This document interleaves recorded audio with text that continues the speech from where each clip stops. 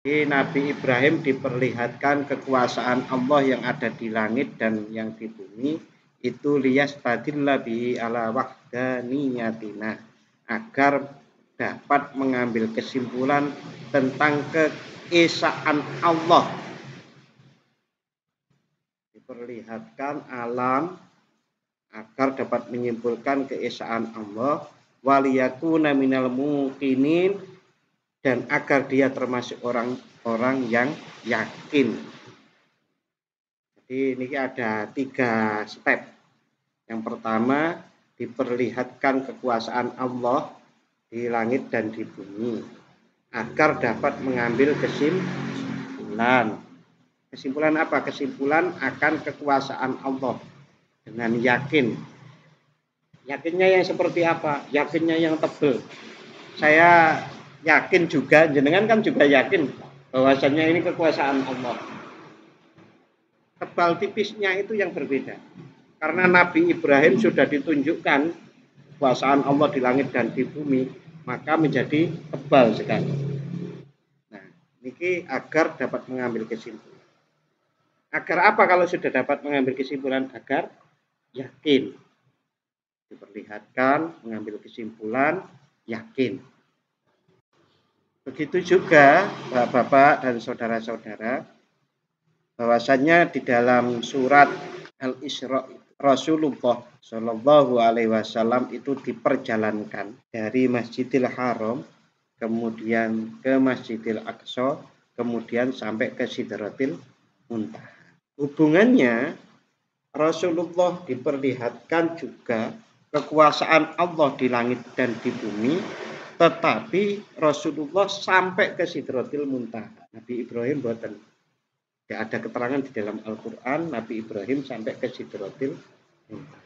Para ulama niku mengambil kesimpulan bahwasannya Rasulullah Shallallahu Alaihi Wasallam itu sudah melalui 4 alam pada waktu Isra dan Mi'raj. Napa mawon 4 alam itu? Yang pertama namanya alam nasud. Alam nasud niku alam jasad. Alam jasad itu yang mana? Antara Masjidil Haram sampai Masjidil Aqsa. Niku alam jasad. Jasate Masjidil Haram ya kelihatan, jasate maksudnya bentuk nih, jasad niku yang bisa diindra.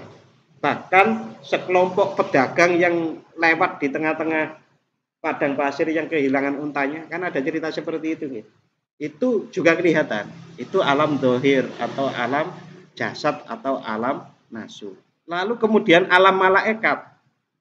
Nabi Muhammad SAW dalam Isra Mi'raj itu juga melihat tanda-tanda kekuasaan Allah yang ada di alam malakut, yaitu alam malaikat. Alam malaikat, jadi Rasulullah niku juga masuk di alam malakut, di antaranya malaikat Jibril. Malaikat yang lain itu malaikat penjaga langit.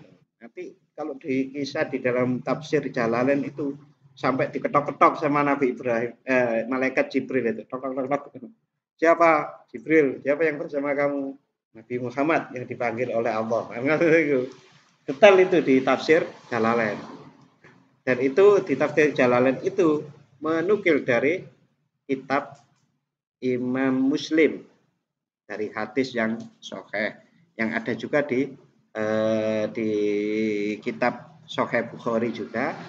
Nah, selain alam nasud, alam malakut juga alam jabarut, yaitu alam ruh atau alam sir yang rahasia. Ketemu ruh.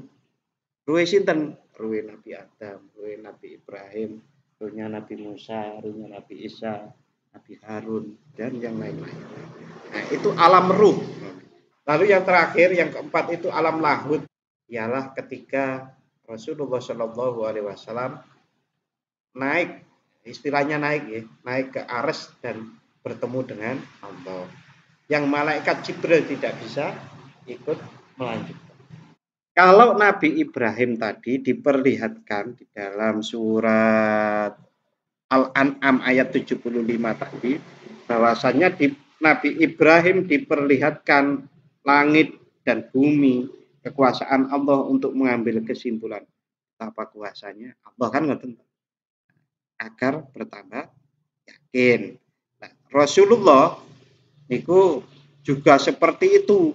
Setelah Isra dan Mi'raj niku dulunya tidak ragu juga tidak, tapi keyakinannya itu tambah tebal, tambah kental. Seperti itu. Dan sebagaimana saya sampaikan tadi, itu lebih banyak daripada Nabi Ibrahim. Karena sampai ke alam lahut.